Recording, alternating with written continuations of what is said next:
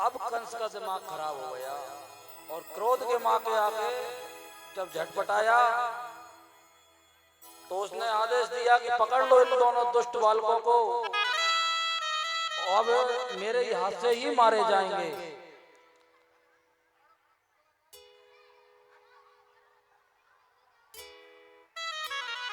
इस प्रकार जब दौड़ के आया और सिंहासन से जैसे ही उठा तो कन्हैया पतो ही ना पड़ो कितनी देर और वाके मंच पे ही पहुंच गए।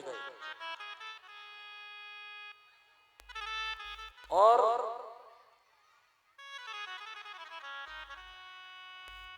कंस के केस पकड़ लिए और केस पकड़ के मानो याद दिलाना चाहते हैं कि जब मेरी माता की शादी की बेला थी उस समय तूने इनके केस पकड़े थे।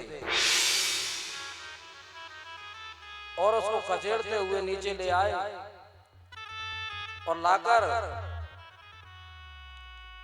छाती पर बैठकर एक मुक्के का प्रहार किया तो कंस के प्राण निकल गए। अब जैसा ही कंस मरा तो उसके 8 भाई और थे।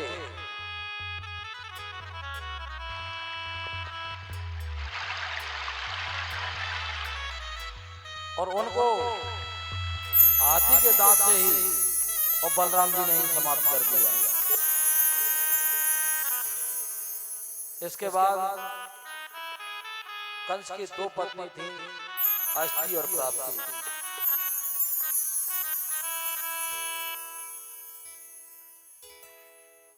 छाती पीट पीट कर रोने लगी। भगवान श्री कृष्ण ने उनको समझाया, समझ में नहीं आई। उसके बाद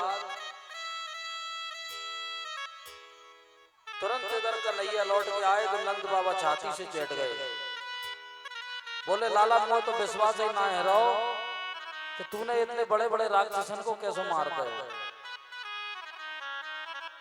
तो कन्हैया ने कही बाबा मैंने कहा चुनाव करो, वो तो एक बंदर आओ और उसने कर दे।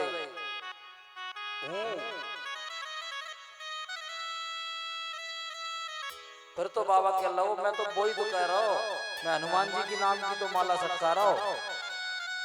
तो कन्हैया जी क्या है कि बाबा को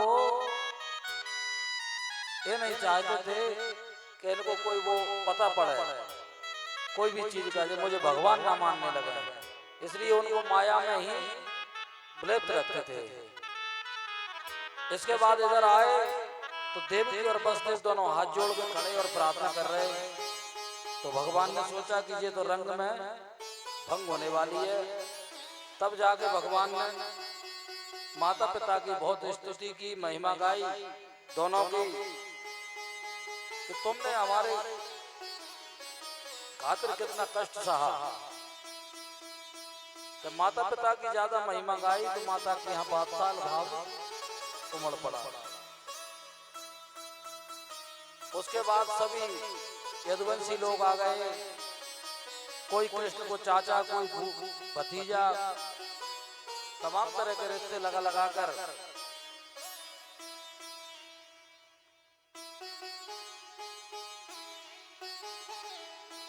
और अपना बनाने लगे। उसके बाद भगवान ने उसी सभा में तुरंत ऐलान किया कि महाराज उग्रसेन को राजगद्दी दी जाए। मेरे नाना को महाराज ने बहुत मना किया। उसके बाद उन्होंने कहा कि हम यदुवंशी हैं, हमको श्राप लगा हुआ है, हम राजगद्दी पर नहीं बैठ सकते, वैसे हम आपका कार्यभार सब संभाल लेंगे, सच्चे पद पर काम कर सकते हैं। उसके बाद नाना उग्रसेन को राज दिया, मथुरा नरेश घोषित करके अतः सिंहासन पर बैठा दिया और वो सचिव के रूप में काम करने लगे।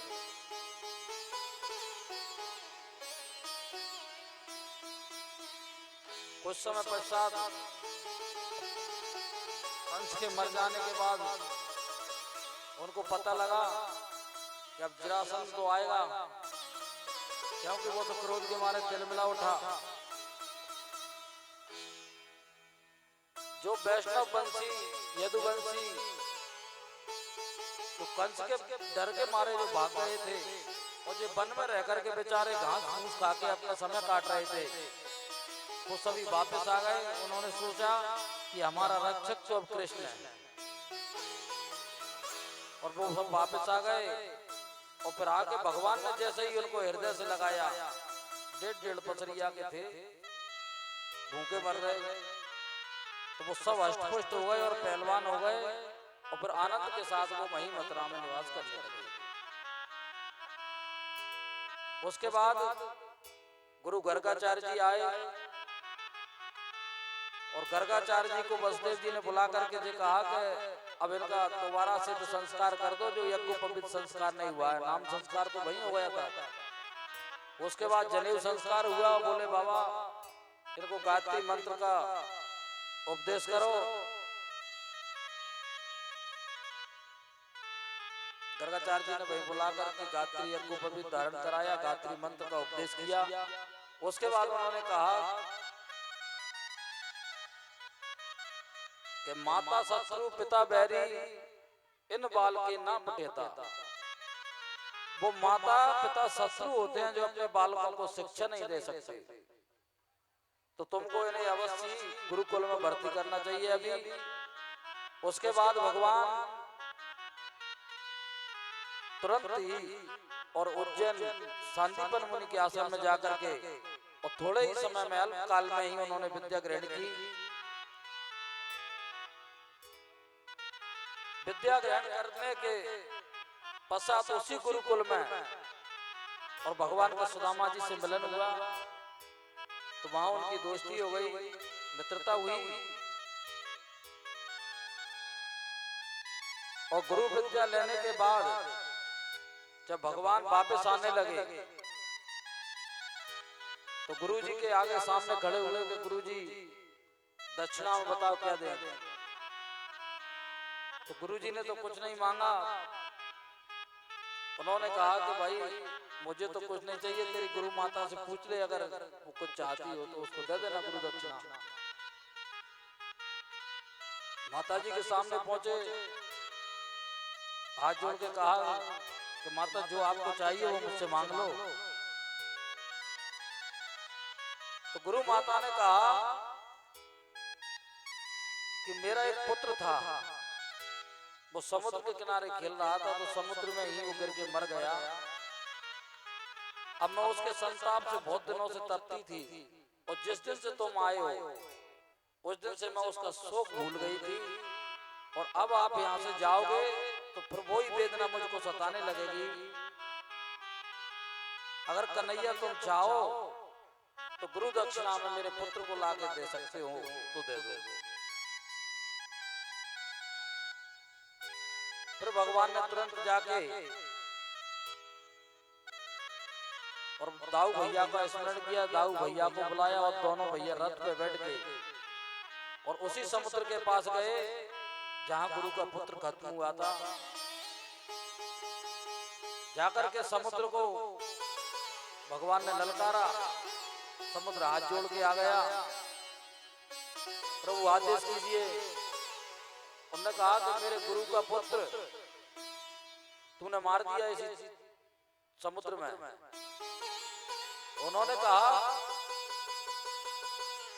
कि मैं तो ये अनर्थ कार्य नहीं कर सकता, पर मेरे अंदर एक राक्षस रहता है शंखचूड़ नाम का। तो शंखचूड़ नाम के राक्षस के लिए भगवान ने स्वयं समुद्र में अंदर प्रवेश किया, शंखचूड़ का वध किया और उससे शंख प्राप्त करके और फिर यमराज की पुरी में पहुंचे। यमराज की पुरी में बाहर जाके ही भगवान ने जोर से शंख बजाया तो यमपुरी थरथराने लगी। उसके बाद यमराज आया और बाहर आकर दरवाजे पर यथोचित सत्कार यमराज ने किया। बोले प्रभु कैसे पधारे? बोले कि मेरे गुरु पुत्र है और उसको लेने आया हूं, उसका कितना वो रहा है बाकी शेष उसका हिसाब में कर रहा। उसके बाद वो गए यमराज और गुरु के पुत्र को लाके दिया। बोले उसके थोड़े से संताप और थे, पूरे हो गए। अच्छा, यमराज ने स्वागत सत्कार तो किया पर भगवान को अंदर नहीं ले गए, दरवाजे पे लाके पुत्र को दिया।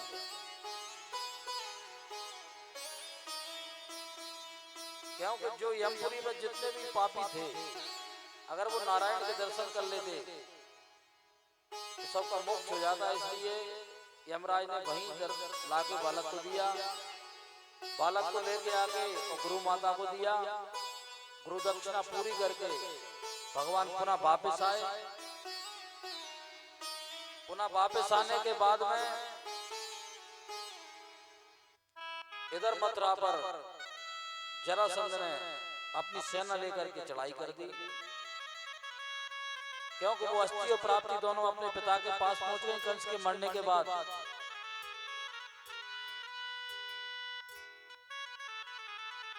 तो 23 अक्षौणी सेना लेकर के उसने 17 बार आक्रमण किया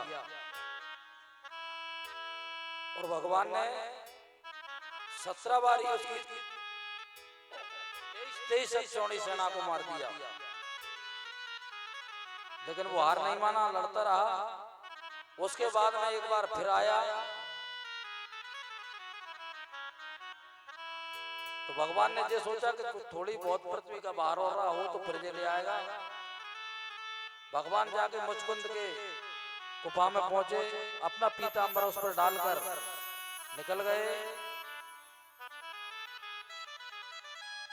रन से भागे थे भगवान, तो रन छोड़ नाम पड़ा था।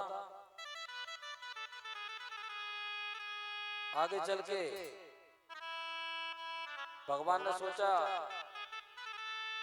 कि थोड़ी बहुत और होंगे, बाद में देख लेंगे, और फिर द्वारकापुरी का निर्माण किया।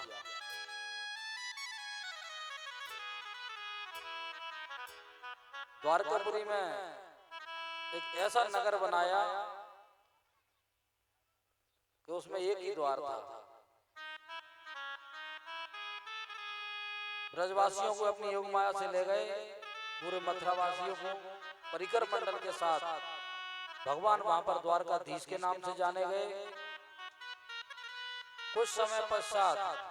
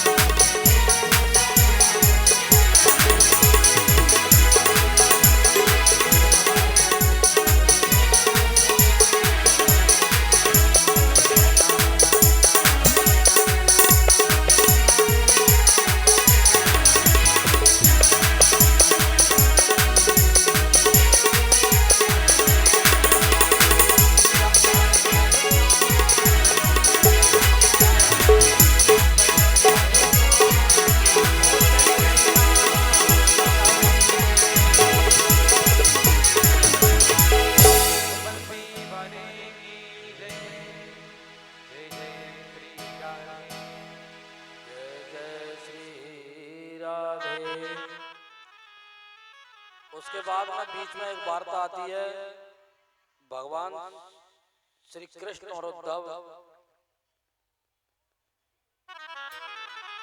दोनों आपस में संवाद करते हैं। भगवान उद्धव का थोड़ा ज्ञान का मान था, उनने गोपियों को संदेश देने के लिए भेजा। समय का अभाव कम है।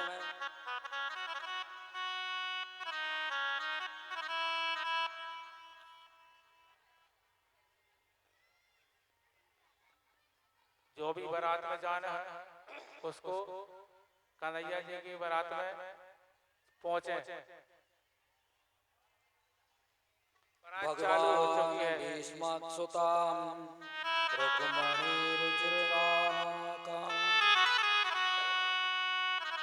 राक्षसेन विधाने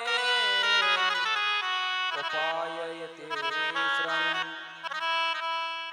ऐसा सुना है कि हमारे प्रभु द्वारकाधीश प्रथम विवाह रुक्मणी से के साथ राक्षस विधि से किया। तो सुखदेव जी मुस्कुराए और बिल्कुल ठीक सुना। पारिचित ऐसा हुआ था, पारिचित को कहा तो जरा बताइए तो महाराज ये विधि क्यों अपनाई? तो सुखदेव जी ने कहा कि भगवान, सुखदेव जी बोले कि सुनो राजा, विदर्भ देश के राजा थे भीष्मक और उनकी एक बिटिया थी परम सुंदरी, इनका नाम था रुक्मणी। और भीष्मक के 5 बेटे थे, रुक्मी, रुक्मत, रुक्मबाहु, रुक्मकेशी तथा रुक्माली। ये 5 भाई और इकलौती बहन। तो उसको सुयोग पर ढूंढने के लिए पिताजी ने एक दिन चर्चा करी। एक दिन तो 5 पुत्र बैठे हुए थे और भीष्मक बोले कि मेरे अनुमान से तो अपनी पुत्री के लिए अगर सुयोग पर ढूंढूं तो सुयोग पर तो द्वारकाधीश श्री कृष्ण। तो अन्य किसी भाइयों ने तो कुछ नहीं कहा, पर रुक्मी क्रोध के मारे तिल मिला उठा। बोले अब तुम बुढ़े हो गए, पिताजी घर पर आराम करो, अब जो करना होगा वो हम कर लेंगे। पिताजी समझ गए कि जो उद्दंड है और जो अब मेरी मानेगा भी नहीं।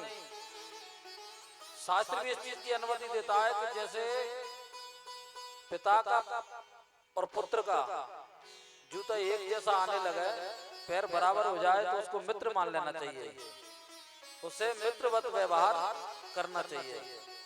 तो महाराज तो ज्ञानवान थे, तो उन्होंने तो कुछ नहीं कहा, बोले मैं सब कर दूंगा।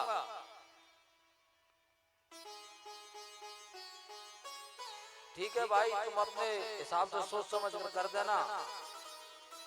उसके बाद क्या होता है कि रुक्मी जाता है और दम घोष पुत्र शिशुपाल से अपने बहन का संबंध तय कर आता है और घर आके बोला कि पिताजी परसों बारात आ रही है। पिताजी घबरा गए, बोले संबंध पक्का ही कर दिया, वो तो परसों बारात ही आ रही है। पिताजी ने सोचा कि वो अपनी मर्जी का ही काम करेगा, चलो ठीक है, फिर भी उन्होंने कुछ नहीं कहा। अब इधर रुक्मणी जी को पता लगा कि मेरे भाई रुक्मी ने और मेरी शादी शिशुपाल से तय कर दी। उसने विचार किया और माता तो घबरा गई, बोली कि मेरे तो मन में पहले से ही कोई और बसा हुआ है, अगर ऐसा हो गया तो ये तो अनर्थ हो जाएगा। तो रुक्मणी घबरा गई और उन्होंने एक ब्राह्मण को बुलाया और ब्राह्मण को बुलाकर पत्र लिखा, भाभियों से सलाह ली। तो भाभी बोली कि वो तो कुछ नहीं होने देंगे, वो तो आप ही करो। तो स्वयं ने पत्र लिख के और ब्राह्मण के द्वारा और द्वारकाधीश को पत्र पहुंचाया। तब ब्राह्मण पहुंचे और जाकर के जब वो वहां पहुंचे तो ब्राह्मणों को तो छूट थी ठाकुर जी के दरबार में। जाके पूछा कहाँ है कृष्ण, तो तुरंत भगवान आ गए और उनको हाथ पकड़ के अपने अंतःपुर में ले गए। ब्राह्मण को नहलाया धुलाया और प्रेम से भोजन कराया। और भोजन कराने के पश्चात पूछी कि ब्राह्मण देवता कोई विशेष कार्य आने का, तो वो जो पत्र दिया था वो पत्र उन्होंने उन्हीं को थमा दिया। पत्र थमाने के बाद में बोले कि मेरे यहाँ ऐसी क्या बात है, आप ही सुना दो ब्राह्मण देवता जो भी है। ब्राह्मण बोला आपका कोई पर्सनल मैटर हो तो आप ही पढ़ लीजिए, मुझे ये पत्र दिया है। बोले उन्होंने जब दिया है तो आप ही सुना दीजिए।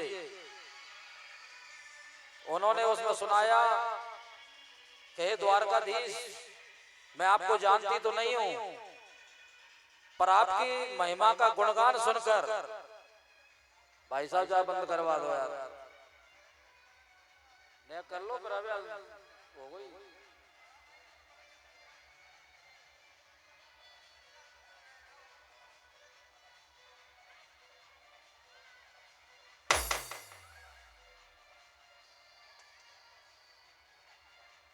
इधर रुक्मी बारात लेके वहां आई चुका था।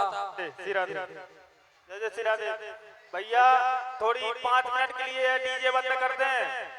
भैया 5 मिनट के लिए डीजे बंद कर दें, कथा शेष रह गई है।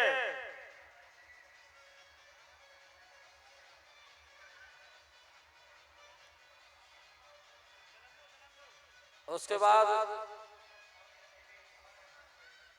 ब्राह्मण ने सब पुकार के सुबह हुई और ठाकुर जी अब ब्राह्मण को साथ में लेके और अपने रथ को बैठा के कुंडनपुर आ गए। कुंडनपुर जैसे ही आए, उधर कुंडनपुर में बारात पड़ी थी। अब इधर ब्राह्मण नहीं पहुंचा तो रुक्मणी की धड़कन बढ़ रही। उन्होंने कही ना तो ब्राह्मण आया ना कोई संदेशा आया, बारात इधर आई गई, सबरी चीजें, अब क्या करूं। इतने में होता क्या है कि भगवान शंकर का मनन किया रुक्मणी जी ने, उधर माता भगवती का चिंतन किया। बोले कि माता जितने दिन से मैंने पूजा की है उसका आज पूरा फल मुझे मिल जाए। भगवान भोलेनाथ से भी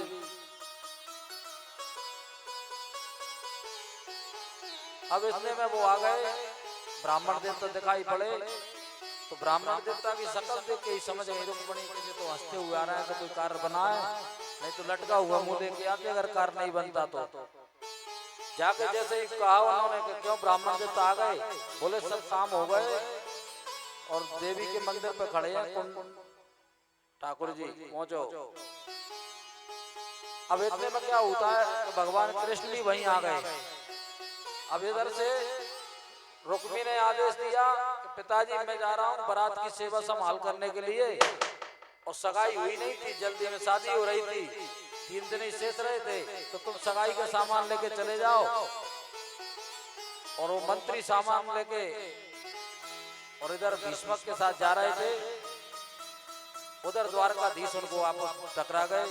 द्वारकाधीश ने जाकर जब कृष्ण की मूर्ति को देख करके और नमन किया और उनका आदर और सत्कार किया, तो मंत्री लोग तो यही समझे कि यही दूल्हा है, तो पूरी सामग्री वो ले गए, वो कृष्ण पे चढ़ाने लगे।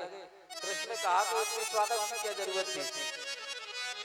बोले मैं आप आए नहीं और मैंने कार्ड भी नहीं दे पाया, चलो तो आप आ गए शादी में, अब पूरी शादी करके ही जाना। अब वो दूसरे भाव से कर रहे क्यों कि वो पुत्र, अब इधर विचार से कर रहे कि रुक्मी को पता लग गया तो देखते थे किसी ने जाके उधर शिशुपाल से कह दिया कि अभी कृष्ण भी यहाँ थे। तो जरासंध उसका मित्र बोला कि वो बहुत खराब है कृष्ण, मुझे पता है। जरासंध और शिशुपाल की आपस में बात हो रही, वो क्या करेगा। इधर क्या होता है, ज्यादा रोक रहे थे भीष्मक, तो उन्होंने कहा कि मुझे पहुंचना है, दाऊ भैया याद कर रहे होंगे जल्दी में। और उधर जाकर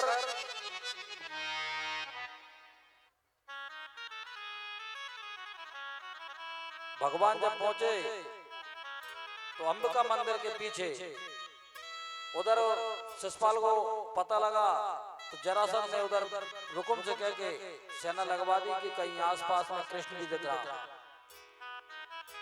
तो सैनिक लगे हुए थे। जब उधर से रुक्मणी जी आई पूजा करके, तो उनकी छवि को देख करके और वो मोहित हो गए। इधर से द्वारकाधीश पहुंचे, द्वारकाधीश को देखकर मोहित हो गए और वो ऐसे कैसे खड़े रहे और कृष्ण भगवान रुक्मणी को हाथ पकड़ के और अपने उस पर रथ पे सवार करके वो ले गए।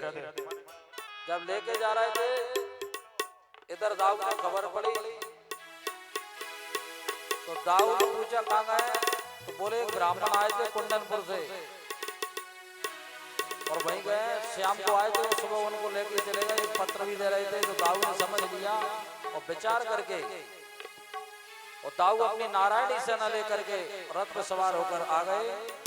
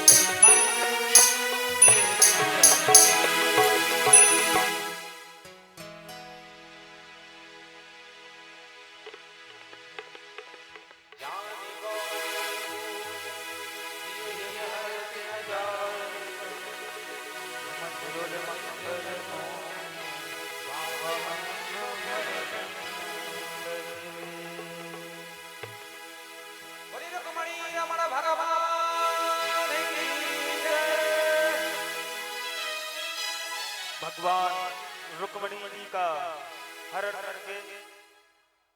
करके ले जा रहे हैं।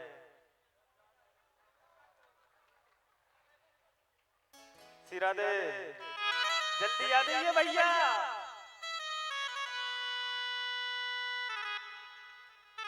बोले रुक्मणी महारानी की, कृष्णचंद्र भगवान की जय जय। इतने में जब पता लगा तो उन सैनिकों को जब ध्यान जगा तो उन्होंने कहा कि अपन को महाराज ने यहाँ पर क्यों लगाया। तो बोले कि महाराज ने अपन को रुक्मणी जी की सुरक्षा में लगाया। पता चला कि वो तो लेके चला गया, अपन तो मोहित होकर रह गए यहाँ। उसके बाद क्या होता है,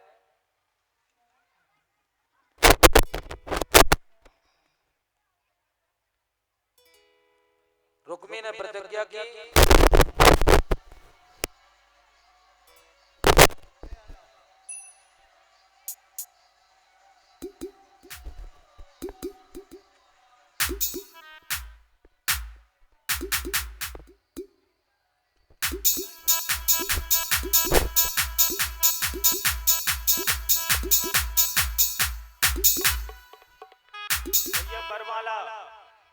बरमाला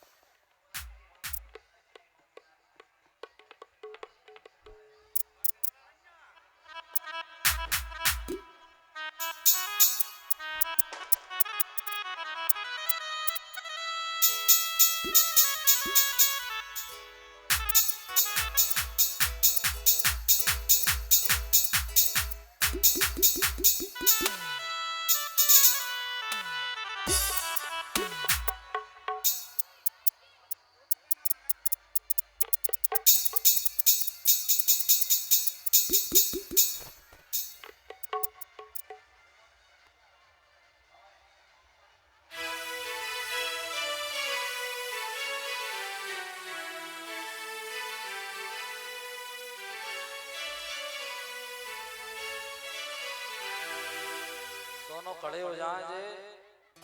अब इनसे पूछ तो लो एक बार, तैयार है ना शादी का जे? और दूर दूर खड़े हो जाओ थोड़े। क्या हो ठाकुर जी शादी करना चाहते हैं का? कन्हैया जी महाराज शादी करना चाहते हैं का? एक बार मुड़ तो मटका दो वैसे हो रही हो।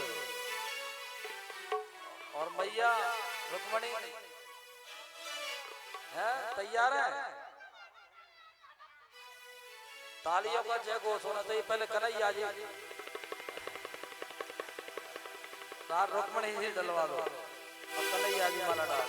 बोले राधा रुक्मणी महारानी की जय।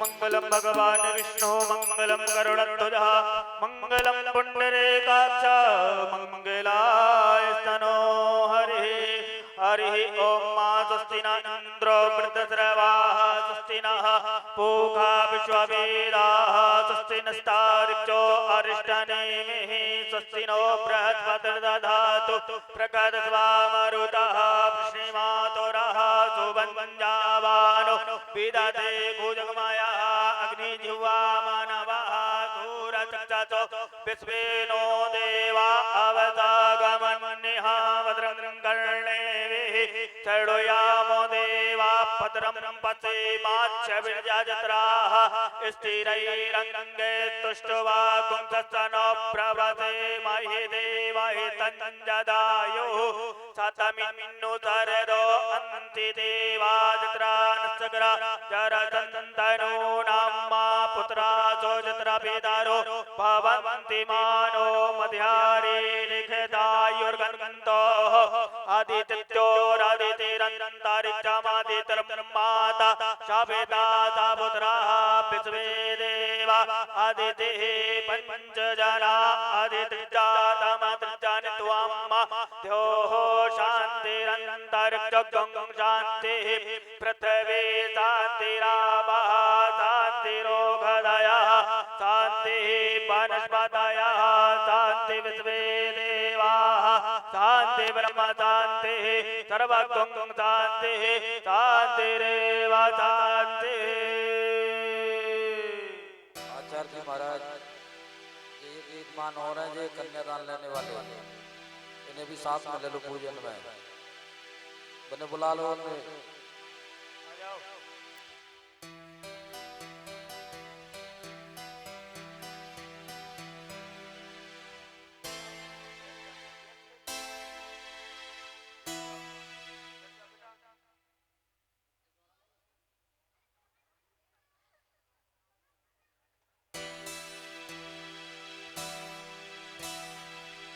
देखिए जो सब भावना की चीजें हैं और भावना में भाव है तो भव से बेड़ा पार है, और भावना में भाव नहीं तो भावना ही बेकार है। गिरिराज जी जाते हैं, ठाकुर जी की भावना है मन में कि ठाकुर जी हैं। भागवत जी में लिखा है वेद में कि भगवान श्री कृष्ण जब यहाँ से गए तो उन्होंने अपना पूरा सर्वस्व इसी में समर्पण कर दिया था। उद्धव वार्ता में कहा है, उधर भगवान शंकर ने जब माता पार्वती को अमर कथा सुनाई, उसके पश्चात उन्होंने बताया उसी प्रकार से मैया की नींद लगी थी। और जो जिसको मान ले, कोई पुत्र रूप में मान ले, कोई पिता रूप में मान ले, आदमी के लिए नाते गोते मानने में थोड़ी सामर्थ्यता नहीं है। बाकी भगवान तो साले भी बन गए थे, रामा का भात बनाने पहुंच गए भक्त नरसिंह के यहाँ। और जो जिसको मान ले जैसा, सब भावना की पूजा है। और मानसिक पूजा करने का भी वो ही पुण्य प्राप्त होता है जो परिश्रम पूजा का होता है।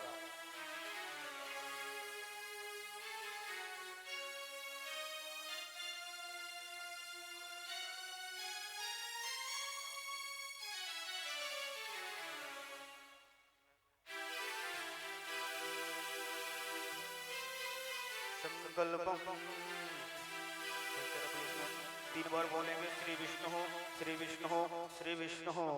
ओम विष्णु विष्णु विष्णु श्रीमद्महावर्षस्य विष्णुआज्ञः प्रवर्तमानस्य अत ब्राह्मणो द्वितीयापराधः श्री सौतवाराः कल्पे वैवस्वतः अष्टाविंशतितमे कलयुगे कलप्रथम चरणे भारतवर्षे भारतखंडे आर्यावतिक देशांतर्गत राजस्थान प्रदेशांतर्गत 12 जिलानांतर्गत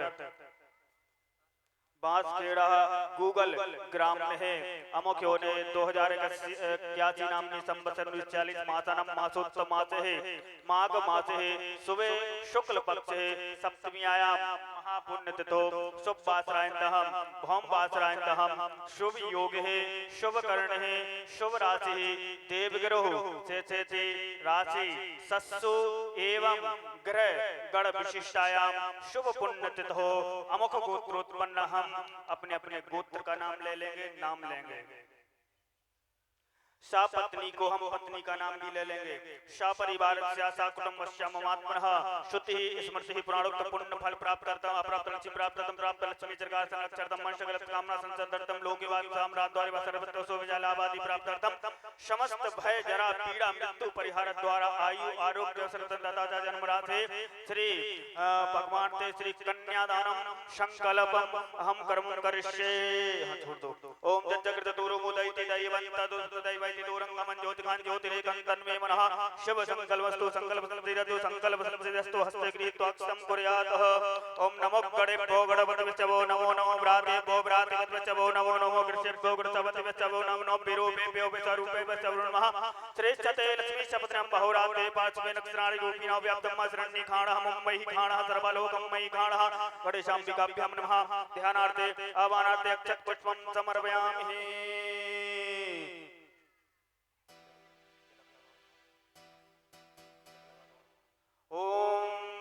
गंधर्वा आगनस्त्वं बृहस्पतिः त्वामोघसे सोमो राजा विद्वान् इक्ष्मादमुच्यतः।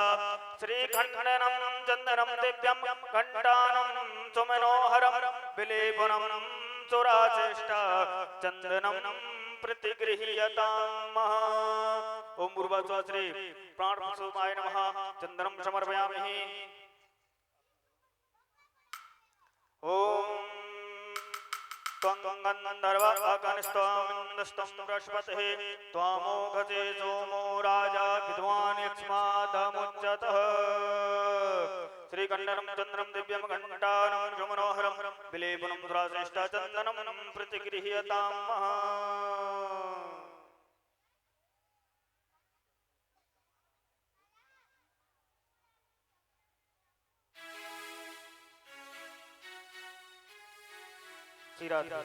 जय जय।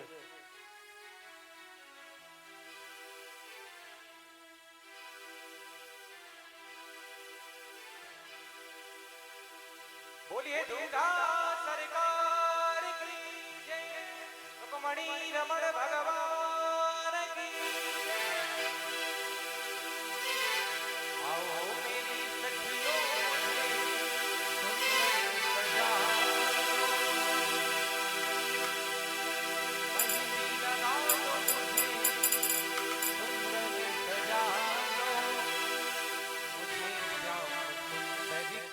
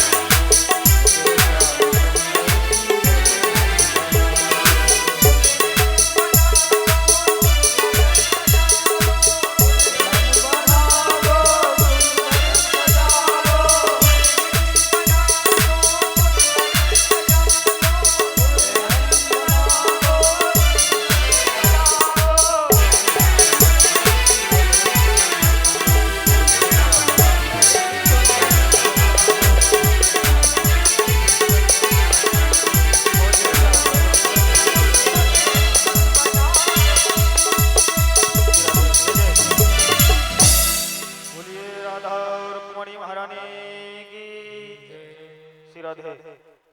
जो भी भक्तगण बैठे हैं, माता बहने भक्त बंधु, वह सभी भगवान कृष्ण और माता रुक्मणी जी के पांव पखार सकते हैं। सभी भक्तगण एक एक करके पांव पखार लें। बोलिए कृष्ण भगवान की, राधा कृष्ण भगवान की, रुक्मणी रमण महारानी की।